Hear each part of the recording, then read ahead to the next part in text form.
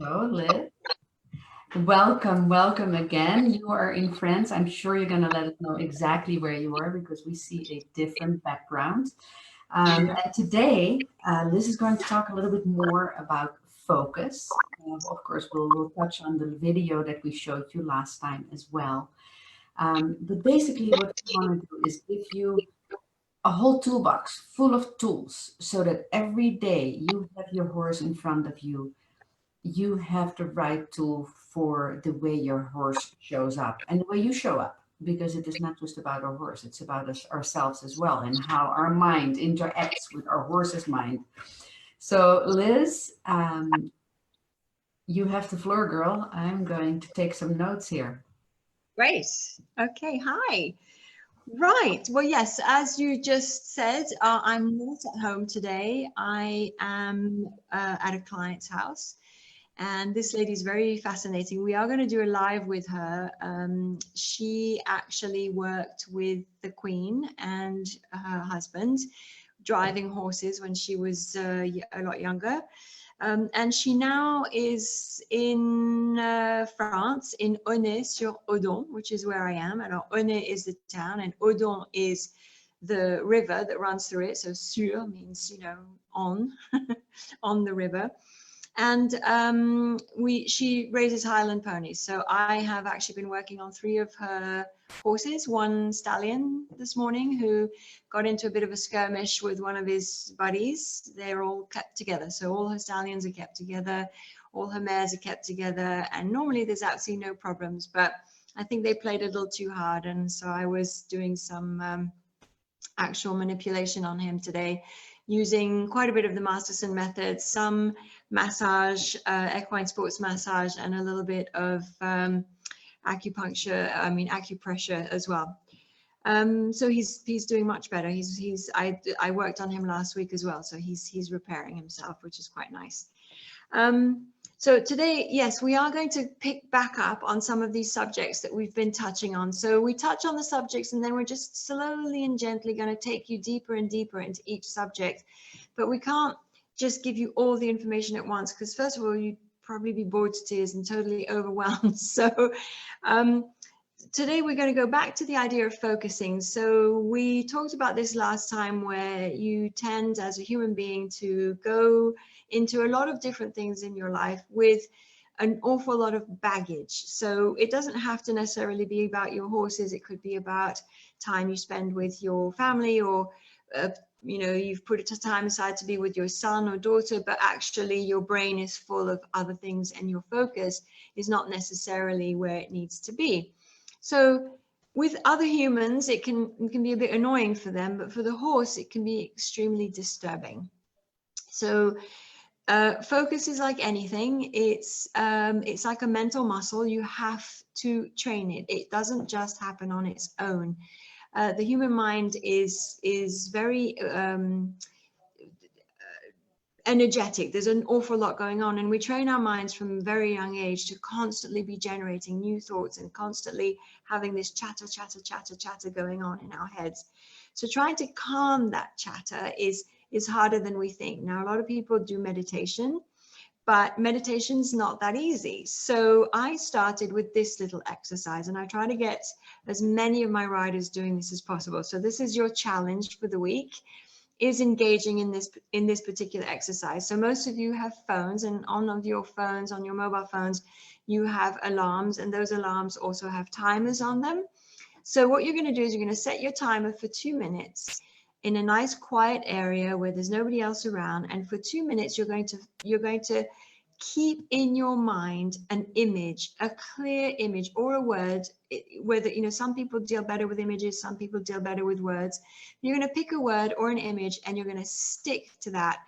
And you're going to find that as you're trying to think about, I don't know, let's say chocolate, chocolate, all of a sudden a thought will come in like, oh, I wonder if I turned off the iron. And then you have to go, no, go away, thought it, chocolate. Oh, this is really stupid, chocolate. Until you get to the point where you can just keep that word and that word only in your mind for 2 minutes. So, you know, I use a beach, sometimes I use horse, sometimes I use an image of a candle, sometimes I look at a candle. So you just train yourself until for absolutely 2 minutes, nothing else is allowed to enter. And you'll feel it. You'll feel the thought wanting to come in, and you get very good at just getting it to go, or allowing it in and allowing it through. So these are little exercises, focusing exercises that are really, really good, because when you're working with your horse, you need to kind of be able to slow down the mental chatter and just focus on what's going on with your particular animal. It makes it a lot easier for them and eventually for you. Okay. So that's one of the things that we're sort of challenging you to, is because we're going to go deeper and deeper into this focus thing, and give you more and more exercises to do. Now, the second thing I want to hit on is a little bit about rules. So rules of equitation are things that you have picked up along your trail as you've made your way through the interesting world of horses, and you've picked them up by reading books, you've picked them up by taking lessons, you've picked them up by watching other people ride, you've picked them up by going on clinics, you've picked them up in all sorts of different ways. And these particular rules of equitation kind of talk to the idea that there is only one rule per one activity that you're, you know, engaging in, which is not actually true. So what we're going to talk about, and this sort of logical way of thinking might help you understand what we're bringing and why we're bringing this particular way of thinking. So every horse that I work with and every human being that I work with is different. There is not one single horse that I've worked with over these last 40 years that is the same as another horse. They're all totally different. The way they think is different. The way they look is different. The way where they've come from is different. Their background is different. Their breeding is different. Everything is different. And the same thing for human beings. There is not one human being that I have met that I can say, oh, you're exactly, you know, you might look a little like that person, or you might even sound a bit like that one, but you are a total, complete, unique individual, as is your horse. And then when I put you and your horse together, or a rider and horse together, that combination is also unique. There is no two combinations that are the same ever, ever, ever, ever. And then what's incredibly interesting as well is that if you're like me and you have several horses, when I ride my gelding as opposed to my young mare, as opposed to my older mare, I'm different for each one of those horses. It's like I'm a different person for my son. I'm a different person when I'm dealing with Monique. I'm a different person when because you adapt to the person that you're with. So you change. And day to day, you change. You are not the same person today that you were yesterday. You think you are. You look the same. You step in the mirror. Oh, yeah, it's still me. Yeah, okay, I sound the same. But you've had a whole 24 to 48 hours of different experiences that in some subtle ways have changed you. And every day your mood isn't the same, your focus isn't the same, nothing is the same. Everything changes. And so is it for your horse. So the idea that there is one rule that can apply to every horse, every rider, and every combination of horse and rider is illogical. It's just not logical. It doesn't work. It doesn't work that way. Now, I know we've said this before. We tend to use anatomy as a bit of a guide. Biology is fantastic because it does give us some certain very defined areas within which we can work. And if we go out of that, as I've said before, we generally run into trouble. But as far as everything else is concerned, what we're going to be giving you over the next, I don't know how long time, are tools that you can use. So I had a young rider the other day or yesterday riding with me, and he said, my mare, he does horseball as his sport. And he said, my young mare has, was incredible in the warm-up. And then when we went into the training of the game, she, didn't give me what I wanted. And I said, well, what did she give you? So instead of thinking about what he didn't get, we talked about what he did get. And then he started to go, oh, well, actually, she did do this and she did do that great. And that was really good. And this was good. And I said, okay, so on that particular day, the behavior that she was able to offer you were those things. So don't worry about what she wasn't able to offer you. Appreciate what she was able to offer you. And then if there is ever something that arises in that particular behavior that you think needs to be addressed, then as a professor to your horse, which is what I like to think of ourselves as, not a trainer, but somebody that's teaching the horse something, not just beating it into submission to try to do something. You know, as her professor, then, you know, use whatever tool you've been learning along the way with me so that you can use that tool to address whatever behavior she's offering that you think might need to be tweaked. So you've got different tools at different times. You're not going to use the same tool all the time, and every day your horse is going to present you with something different. And you're going to be different because you're feeling different because of whatever's going on in your life. So that was something that is really quite important to keep in mind. You know, you are not something that has been cookie cutted out of a big piece of pastry and everybody's the same. Going back to our baking, you are an individual. You're individual. Your horse is individual. The combination of the two of you is unique, unique, unique, unique. Okay.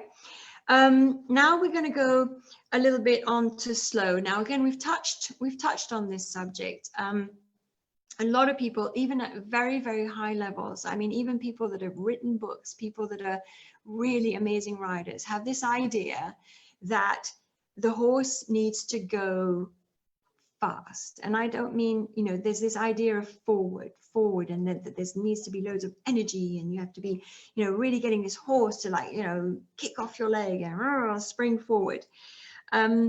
Well, we go back again to anatomy and biology. You know, some horses may be able to cope with that, but you're going to find a lot of them who cannot.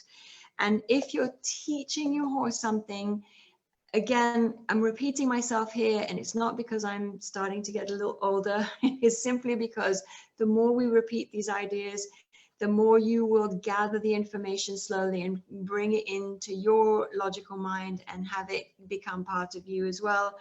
You don't have to go fast. And in fact, you don't even have to work your horses every day. There's this very strong idea that, you know, we've got to do this every day, and the horse has to do this within this, you know, hour time frame, that you've got to walk, you've got to trot, you've got to canter. If it's not sweating, it hasn't done enough, and that's not the way to work a horse, etc.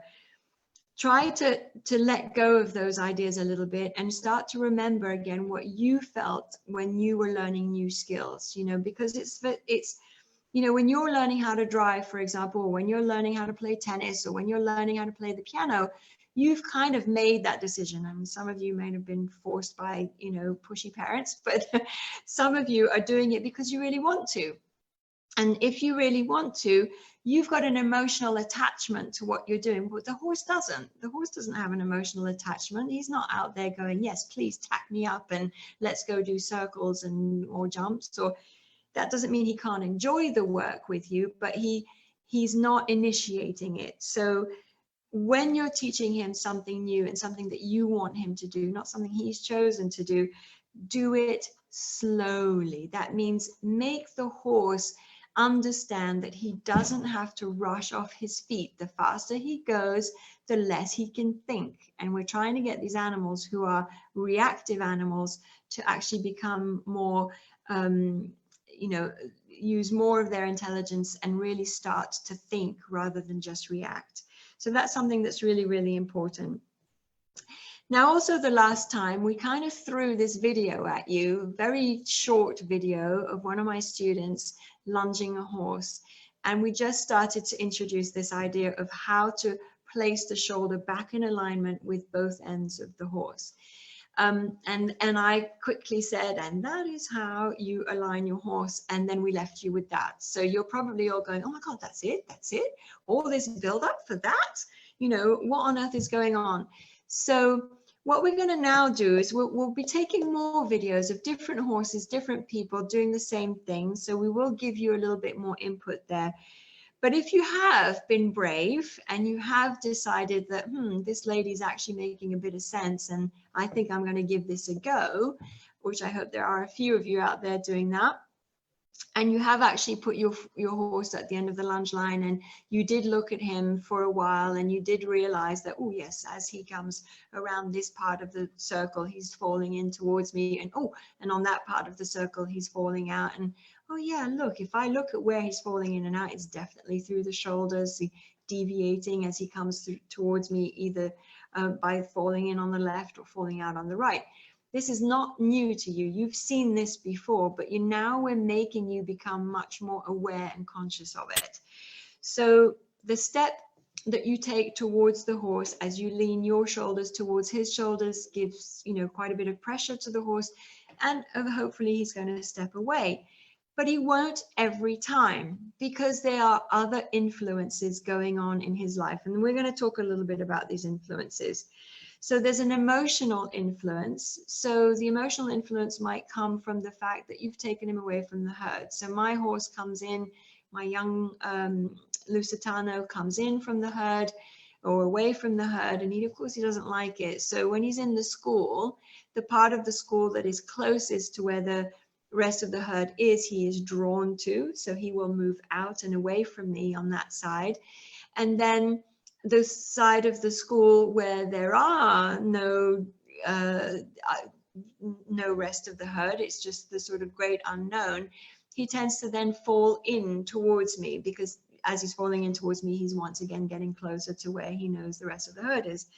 So there's an environmental aspect to the way that the horse is going to react. And sometimes it could be something in the school, somebody's brought in a new jump, or someone's left a coat draped on the side of the school that the horses recognizes different, and all of a sudden they'll be starting to move away from different things through their shoulders. And then the last one is what's happening under their feet. So this is called proprioception or proprioception, depending on whether you're from England or America. And it is really the information that the horse is getting from his feet. But we've got these receptors in our muscles, in our joints. And proprioception is what allows us to make instant decisions without really thinking about it. So to give you an example, if you're going to go upstairs, especially if you're carrying a tray. So let's say it's early in the morning, your lovely husband is upstairs and you want to bring him up a cup of tea and some toast. So you've got tea and toast for the both of you on your tray. So you look at the stairs, and your brain, as you're looking at the stairs, is calculating. It's calculating how high you're going to have to lift your leg, how much pressure you're going to have to put on the step to bring your body up to the next step, etc., etc., and pretty much how many steps you're going to take. Now, I know some of you have had this experience. You get to the top of the stairs and you go to put your foot up on the next step and it's not there, and you kind of put your foot into the void.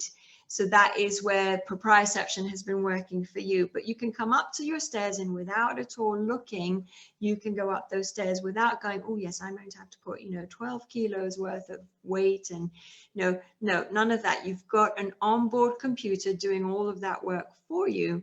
Well, so does the horse. So if the horse is on unstable terrain, or maybe your school's got deeper sand, so there's like some of it's a little harder on one bit and a little softer over here, or the horse has just galloped, and as he's galloped and whoop-de-dooed on the end of the lunge line, he's dug a little bit of a hole and there's a little divot that comes in. Or I train my horses, work my horses sometimes on in one of my fields that is on a hill, to get some work through, to teach them how to engage on a downhill, which that will come later. So this is all stuff that they pick up, information they pick up from under their feet, which may and may not influence how they're maintaining their balance on a circle and a straight line. So these are all influences. Now, what is really good about these influences is, let's say, for example, my horse Bellum, he was chronically drawn and thrown away, and drawn and thrown away on a specific area of the school. And my school at the time wasn't really a school, it was just the field. So what I did to help myself out is, where the stabling was, I put his field mates in the stables, and then knew he would be drawn towards them. So every time so his biggest problem was drifting his right shoulder out to the side. So he would like to sit on the left one, and I wanted him to take more weight on the right one. So every time I needed that to happen, I gently guided him towards the part of the school where the girls were, and all of a sudden he started to drift out towards them, and then I would reward him with a good boy, you know, good boy, and then he started to figure out what it all meant. So use your environment. Your environment is very helpful to you, and you can do that by putting something that the horse may be a little nervous of, or something that the horse may be attracted to. So I've done quite a bit of that in my working with my horses and educating them about how these structures can be used so that they can have a better base of balance for the future and the work that we're going to ask them to do in the future. So I think that we've covered quite a bit already today, and I'm trying to speak quite fast because I don't want these things to last forever.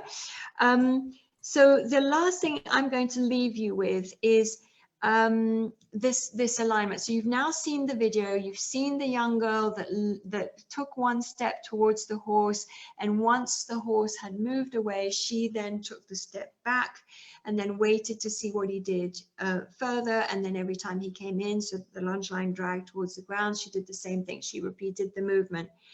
One of the things that you're going to look for, which will give you an idea of whether or not the horse is actually keeping himself on both shoulders and equidistant. Remember, we talked about the sternum and the shoulders and being equidistant from both.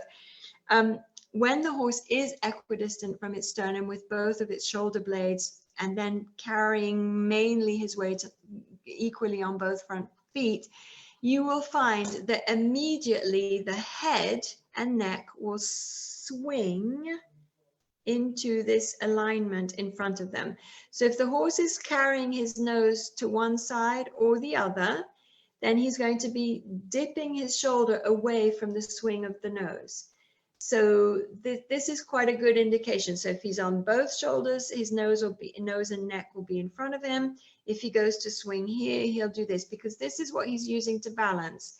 So if he's dipped onto the right shoulder, he'll be dipping his nose to the left. And then as he comes back on both shoulders, he'll come back to the middle. And then as he dips to the other side, he will turn his nose the other way, because he's using his nose to counterbalance. And neck, it's the whole structure, neck and head.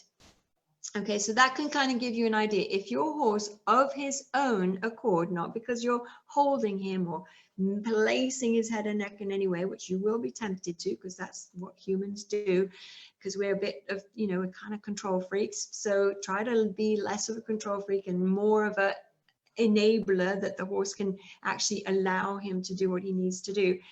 If you see that head and neck coming straight in front of the horse and he's carrying it for several steps and strides right in the middle of his shoulders, then he is in alignment. When the horse is out of alignment, so again, head to one side, shoulders to the other, he will be crooked. And when a horse is crooked, it's a little bit like a hose. We've talked about that before as well. You take your hose, you bend it, the water no longer can go through, or if it can go through, it trickles out rather than flowing out at a great speed. Not great for your flowering, you know, watering your flowers. You want to get the kink back out and you get the pressure back up.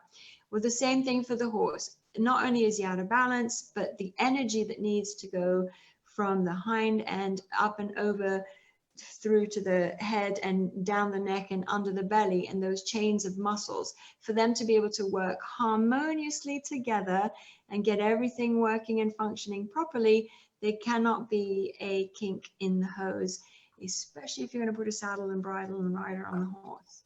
So that's it. I'm going to leave it at that for today. Again, I hope I've given you lots to think about and consider. Remember, we're bringing you tools. It's not about change, it's about choice. We want you to be able to have choices in the way that you work with your horses and play with your horses. But those choices do have to kind of, you know, stay within the limits of what nature allows. Okay, so that's it for What today. nature allows and what makes for the best lives of horse and equestrian, right? Yes, So because yes, excellent. You know what, Liz, that was amazing again. And that last piece that you just talked about, the energy that flows. Um, I just learned a lot about the fascia. about the Fascia, the fascia. oh, Yeah, fascia's amazing. I'll fascinating. save you a link. But so to recap quickly, this was phenomenal. Do your focus exercise. This Yep. is that is a really, really good exercise, and it will not only help you with your horse, but in life in general. See yourself as a professor of your horse, not a trainer. What really stood out for me was gratitude. Be grateful for what your horse brings you that day. Don't Yep. focus on what he is not giving you, because that's when we tend to get uptight ourselves Mm-hmm. and break it. Break the flow. Do everything slow so your horse can think. I know when we were training in dressage, we did everything in trot, where for one horse, we did a little bit more in walk, but ultimately it was always the goal. Let's trot, let's trot, let's trot. Mm-hmm. But now you're saying, let's make the horse think and give them a chance to think while walking. And use your environment. Use your environment to your horse's positive reactions and what you want out of it. So excellent, I love it. So comment, ask your questions in the comments below this video. Make sure you interact. The month is almost over, one more day. So we're gonna choose the one person that interacted the most, shared the most, asked questions, and that person is going to receive a tote bag designed by Liz for the love of horses and a 1 hour consultation, you and your horse. By all means, place pictures of your horse in the comments, place pictures and videos of what you're doing with your horse in the comments. And let's really give you what you need for you and your horse. So wonderful. Have a great weekend, everyone. Thank you, Liz. This was amazing. And we'll be back probably on Monday or Tuesday. Okay. Take care, Monique.